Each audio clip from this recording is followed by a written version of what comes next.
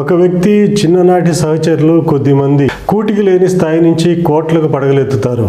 ఈ వ్యక్తి మాత్రం ఎంత కష్టపడ్డా ఎదుగు బొదుగు లేని జీవితం గడుపుతూ ఉంటాడు. వాళ్ళు కార్లలో తిరుగుతూ లగ్జరీ లైఫ్ గడుపుతూ ఉంటే ఈ వ్యక్తి మాత్రం అప్పులు పాలై కొంత ఆస్తిని అమ్ముకోవాల్సి వస్తుంది. ఈ వ్యక్తి అసూయతో రగిలిపోతూ ఉంటాడు. తను మాత్రం చాలా నిజాయితీపరుడని, ఇలా అప్పనంగా కోట్లు సంపాదించిన వాళ్ళంతా ఇతరులు నోళ్లు కొట్టి మోసాలు చేసి డబ్బు సంపాదిస్తారని, డబ్బు పాపిష్టిది, డబ్బు లేకపోతే బతకలేరా, డబ్బు కన్నా మంచితనం ముఖ్యం అని ఈ సంపాదించే వాళ్ళంతా రకరకాల నేరాలు చేసి సంపాదిస్తారని, ఈ సంపాదించే వాళ్ళంతా రకరకాల మోసాలు చేసి సంపాదిస్తారని, వీళ్ళొక నేరస్తులని ఇలా తరచుగా మాట్లాడుతూ ఉంటాడు. ఈ విధంగా మాట్లాడే వ్యక్తి, ఆలోచించే వ్యక్తి సాధారణంగా ఆర్థిక రోగంతో బాధపడుతూ ఉంటాడు. అలా అయితే ఈ వ్యక్తి తన కష్టాలను తనే కోరి తెచ్చుకుంటున్నాడు. తన మిత్రుల మీద వ్యతిరేక ఆలోచనలు పెంచుకోవటం, వారి సంపదను చూసి నిందించటం, సంపదను సౌభాగ్యాన్ని పారిపోయేటట్టు చేస్తున్నాడు. మిమ్మల్ని తిరస్కరించిన వారితో మీరు ఉండగలరా?